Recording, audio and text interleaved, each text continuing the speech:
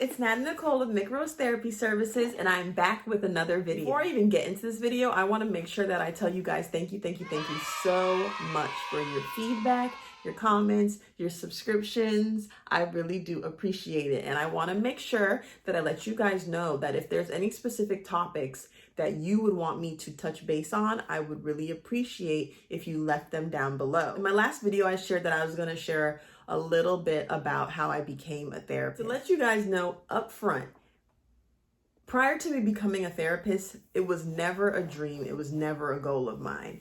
And I say that to say that it's very possible that you have maybe not found your career or your dream job yet, and that is okay. Too often we feel like we have to know what we want to do, and I'm here to let you guys know that's not true.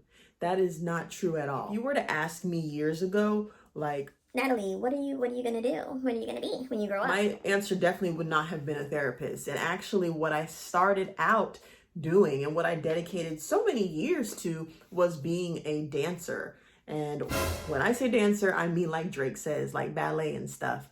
I was a dancer. I danced from middle school all the way up until college. I really don't know if at that time I wanted to be a professional dancer. I really felt like I was just using my skill to get where I wanted, which sometimes we have to do in this life of ours. Not too long into my dance career at my college, which was Florida State University, I realized that dancing was not for me. At this time, I was a dance major, and when you're a dance major, some of you guys may know, you're getting graded. So the same way you would get graded, like if you were a psychology major or a social science major on an exam, that's exactly how we were getting graded dancing. So more so my passion and my outlet and what I would use to get away, express myself, started having to be graded. And for me, that was not going to cut it. It wasn't the vibe that I wanted to be on.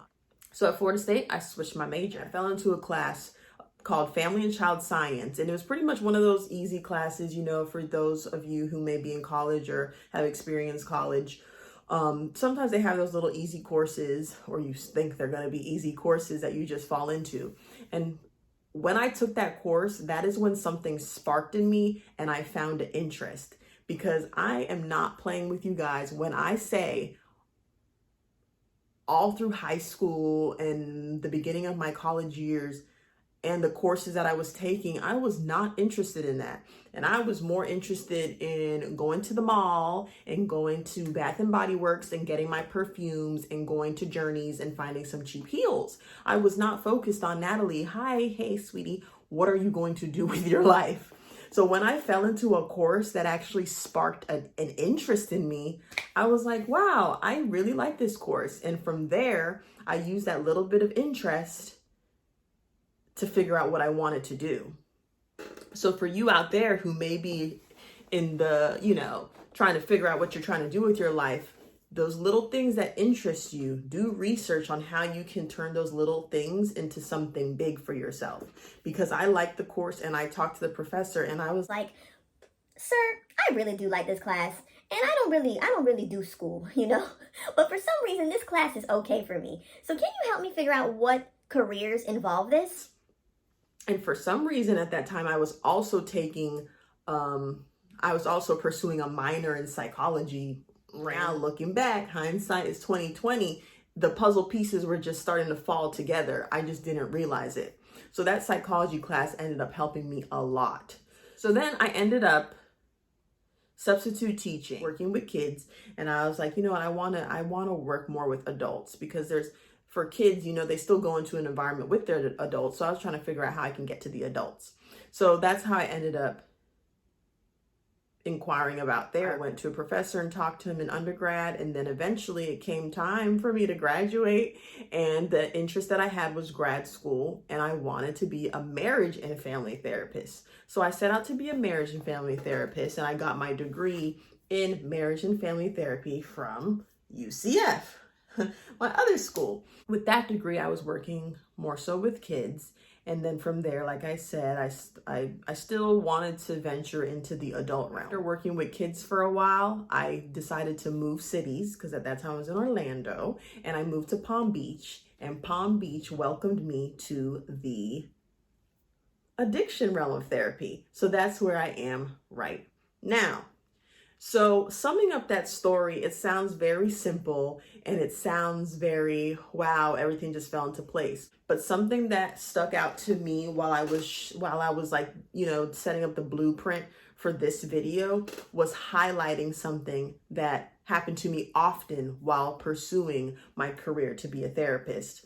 And that was running into people who, in a joking way, or, just in conversation, would be like, oh wow, so you're not doing anything with dance? Like, wow, you wasted all those years? What I want you guys to take from this video is the shift in your mindset to when you invest your time into something and let's say it doesn't work out or you end up going a different way for whatever reason, I want you to understand that that is never wasted time. And one thing that will probably set you up to be very, disheartened or let down is to adopt the thought that something that you invested time in was a waste. Dance is still very much deep in me. I invested 9 years into that. And no, even though people say it to me, haha, you don't do anything with dance. No, I don't.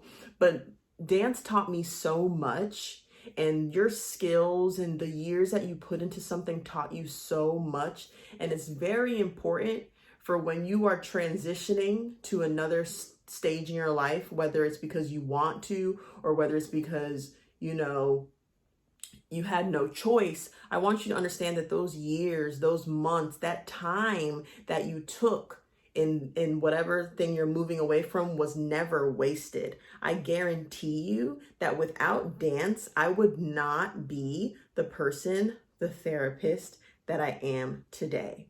So right now you may feel like you're in a point in your life where you're just doing random things. But when you start looking back on the experiences that you had, on the things that you invested time in, everything will sort of start to make sense. For me, I spent, like I said, 9+ years in dance, and never ever do I view that time as it wasted. Dance taught me so much. And for a second, I want you to pause this video and I want you to think about something that you've invested so much time in that you no longer do. And I want you to take a minute to identify at least 3 things that you gained from that experience. I'll wait.